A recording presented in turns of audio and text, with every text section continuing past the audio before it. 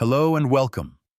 In any discussion about modern military aviation, one program dominates the conversation: the headlines and the budgets. The F-35 Joint Strike Fighter. It is virtually impossible to approach this topic without first confronting the staggering, almost incomprehensible numbers. We hear about a $2 trillion projected life cycle cost. We see the viral stories about a $400,000 helmet. We are inundated with headlines and official reports, year after year, detailing persistent and frustrating delays.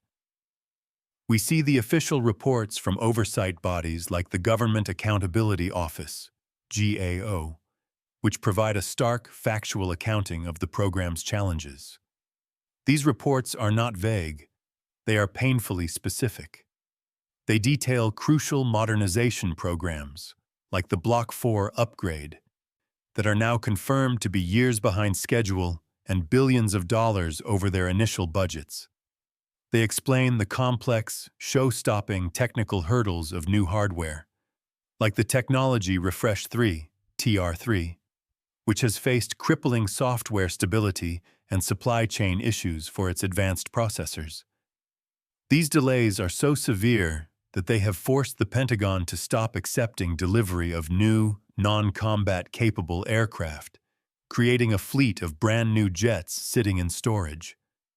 And of course, these reports highlight flawed contractual structures that, in some cases, have failed to hold contractors financially accountable for these very delays. We see data showing 100% of aircraft in a given year were delivered late, yet incentive fees were still paid. These facts are real. They are documented, they are serious, and they absolutely demand public scrutiny and aggressive, unrelenting oversight. This scrutiny is a necessary and healthy function of a transparent, democratic system. But these facts, while undeniably true, are not the whole truth. They represent one side of a complex ledger: the cost. They are the itemized receipt for a purchase of unprecedented scale. Today, we are going to provide new context and explore the other side of that ledger: the value. This is not an attempt to dismiss the very real problems, excuse the massive cost overruns, or wave away the valid criticisms of mismanagement. Instead, this is an effort to understand why this program was undertaken in the first place, and what revolutionary, positive capabilities have actually been delivered or are close to being delivered for that staggering price. The F-35 is not just another fighter jet, an incremental update like an F-16. Block 70. It is a fundamental generational leap in warfare, an entirely new paradigm. The problems it faces are not the problems of a simple factory production line. They are the painful, predictable, and pioneering struggles of an ambition that is attempting to define air power for the next 50 years. The F-35 is not just a plane. It is an attempt to create three distinct aircraft: a flying networked supercomputer, and a global strategic alliance all at once. The challenges are immense, and the setbacks are frustrating, precisely because the goal itself is revolutionary. To understand the F-35's value, we must first revisit the impossible brief it was given at its inception in the 1990s. The goal was not simply to build a successor to the F-16. The goal was to create a single, common platform that could replace a vast and varied fleet of specialized aging aircraft, a one-size-fits-all solution that was supposed to save trillions. It needed to replace the U.S. Air Force's F-16 Fighting Falcon, a light, multi-role fighter, and the venerable A-10 Thunderbolt II, a heavily armored close air support platform. It needed to replace the U.S. Navy's F/A-18 Hornet, a carrier-based fighter, and it needed to replace the Marine Corps' AV-8B Harrier, a unique vertical landing jet, as well as their FA-18s. This meant the F-35 had to be three distinct aircraft sharing a common core. 1. The F-35A, a conventional takeoff and landing (CTOL) version for the Air Force. This is the simplest variant, designed for the 9G maneuvers and agility of a traditional air-to-air fighter, but also packed with advanced ground attack sensors and an internal cannon. 2. The F-35C, the carrier variant, CV for the Navy. This required a completely different approach. To handle the violent, controlled crashes of carrier landings, it needed a much stronger internal structure, a reinforced landing gear, and a robust internal tailhook. For the slow-speed, high-lift approaches required for a pitching carrier deck, it was designed with significantly larger wings, a full 30% more wing area, and larger control surfaces on the tail. 3. The F-35B, the short takeoff and vertical landing STOVL version for the Marine Corps. This is, without exaggeration, one of the greatest aerospace engineering achievements of the 21st century. A machine that borders on science fiction. This three-in-one concept was a massive gamble, driven by the logical desire to save trillions in long-term sustainment costs by having a common logistics training pipeline, and parts pool. But the engineering trade-offs required to make one airframe do all three things were monstrous. The F-35B's massive lift fan, required for vertical flight, created a huge internal hump in the fuselage that had to be incorporated, in a modified form, into the A and C variants as well, just to maintain commonality, adding weight and bulk that the other services didn't need. The design constraints clashed constantly, and this original sin of the program is a direct cause of the early delays and weight problems that plagued the program for its first decade. But let's focus on the F-35B, as it represents the most tangible positive value. To achieve vertical lift, the aircraft performs an incredible transformation. The main engine's nozzle, a three-bearing swivel duct, pivots 90 degrees to direct thrust straight down. Simultaneously, doors open behind the cockpit to reveal a massive contra-rotating lift fan developed by Rolls-Royce, which is driven by a shaft connected to the main engine. Two additional roll control posts under the wings provide stabilizing thrust. All of this is managed by an incredibly complex fly-by-wire software system, allowing a supersonic stealth fighter to stop in mid-air and descend with the precision of a helicopter, all at the push of a single button. This is not just a party trick. It is a strategic game-changer. The previous STOVL aircraft, the beloved Harrier, was a 1960s-era subsonic, non-stealthy design with a notoriously high accident rate and limited payload. The F-35B is a fifth-generation supersonic stealth platform with a full sensor suite. The fact that this system works, and works reliably in harsh maritime environments, is a miracle of engineering, and its strategic value is already being proven. It gives the Marine Corps and key allies like the United Kingdom, Japan, and Italy the ability to deploy fifth-generation air power from ships that are not massive, nuclear-powered supercarriers. It has created the era of the Lightning carrier, where amphibious assault ships like the USS America, the UK's Queen Elizabeth class, Italy's Cavour, or Japan's Izumo-class destroyers can become, in effect, fifth-generation aircraft carriers. This distributes naval air power, makes it more survivable and projects it anywhere in the world. This capability, which no other nation possesses, was never going to be cheap or easy to create. The second and most misunderstood, positive value of the F-35 is what truly makes it a fifth-generation aircraft. The public fascination, and the program's original selling point, was stealth. But stealth is not the F-35's main feature. It is merely the enabler for its main feature: information dominance. The F-35 is not a fighter jet in the traditional sense. It is a flying data center, a reconnaissance platform, and a networked battlefield commander, all disguised as a fighter. This concept is called sensor fusion.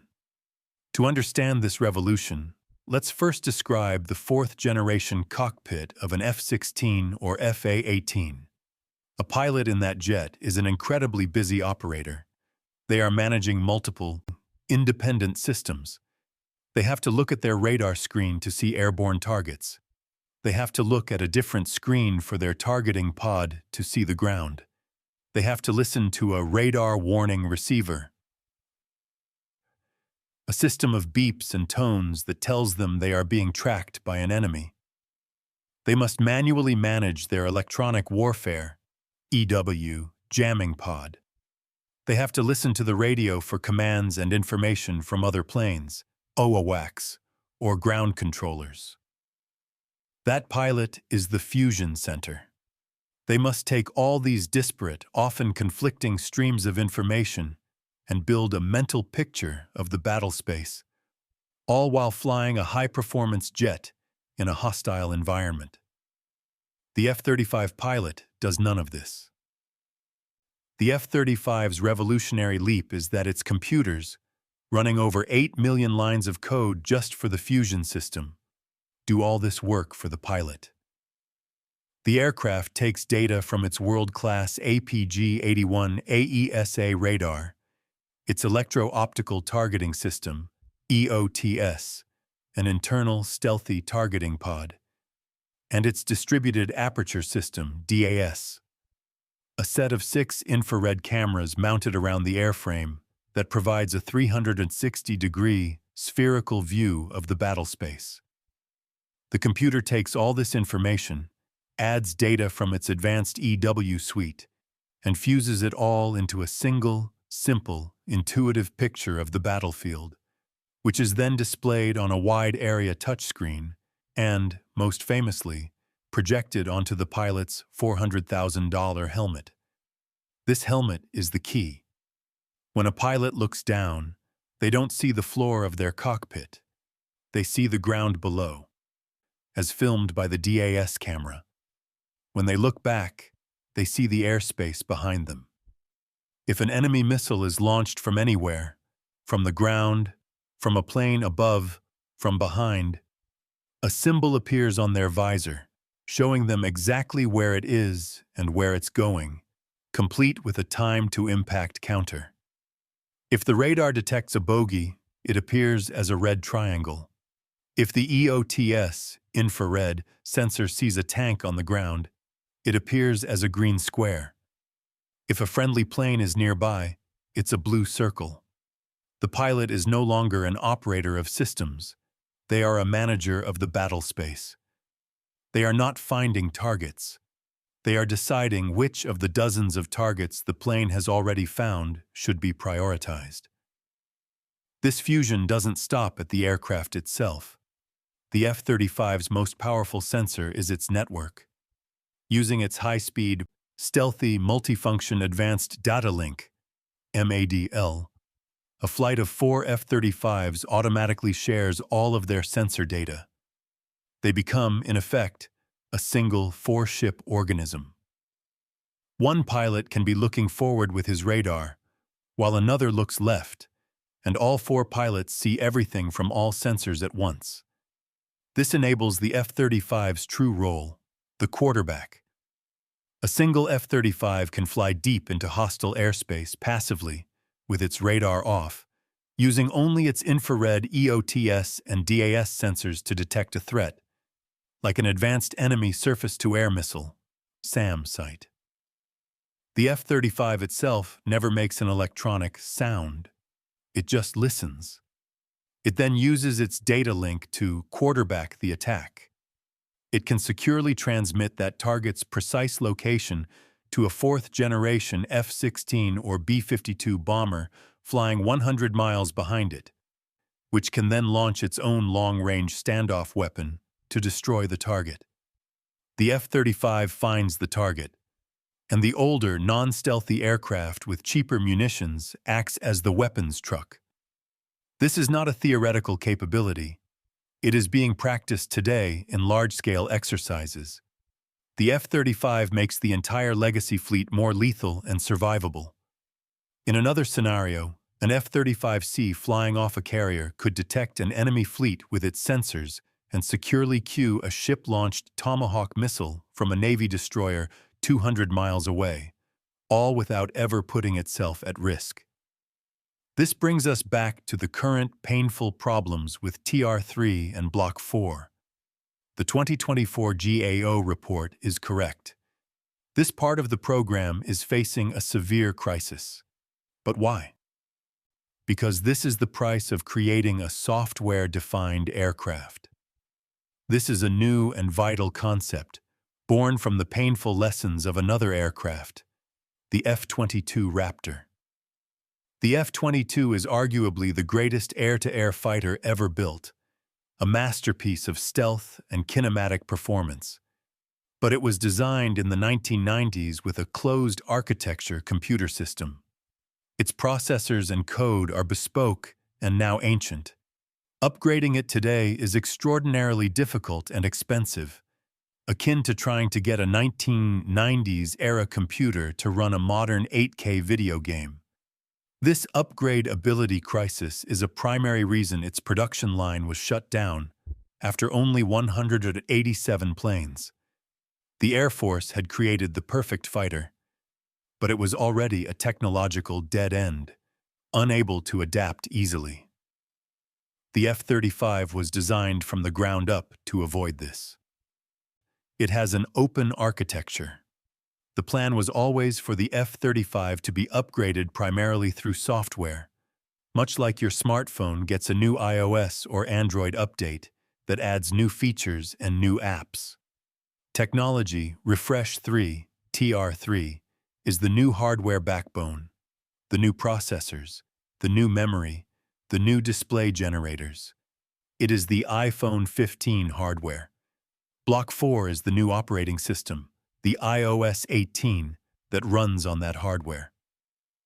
This software update is what will allow the F-35 to carry new smart weapons, like the Stormbreaker, use its radar in entirely new electronic warfare modes, like being able to geolocate and jam any signal from any direction, and process the torrent of battlefield data even faster. The current delays are the painful, pioneering R&D cost of making this software-defined dream a reality on a program of this scale. The TR-3 hardware has proven unstable, and the software is buggy. It's a massive setback. But the concept, an adaptable airframe that can evolve to meet new threats for the next 50 years via code, is the only sustainable model for the future. The problems of TR-3 and Block 4 are the difficult, expensive, growing pains of a platform designed for 2070, not the failures of a platform designed for 2020. It is the price of avoiding the F-22's fate of obsolescence. Finally, we must address the $2 trillion cost from the most positive perspective of all: global strategy. The F-35's staggering success as an export is perhaps the greatest testament to its value. If the program were a true failure, or a boondoggle, as it is often called by critics, why have 17 other nations signed on to buy it?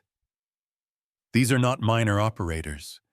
They include the original 8 partners: the United Kingdom, Italy, the Netherlands, Australia, Canada, Denmark, and Norway.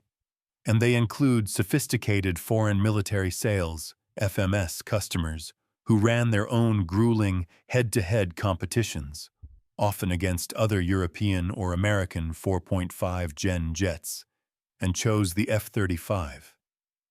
These include Japan, South Korea, Israel, Belgium, Germany, Switzerland, Singapore, Finland, and Poland, with others like Greece and the Czech Republic lining up. These technologically advanced nations have all voted with their wallets, concluding that the F-35 is the only fifth-generation option available to them and the only platform that delivers the networked capability they need for the future. This mass adoption does two profoundly positive things. First, it spreads the cost. The U.S. taxpayer is not shouldering the $2 trillion burden alone. The massive international orders create economies of scale, significantly lowering the per-unit procurement cost for everyone, including the U.S. military.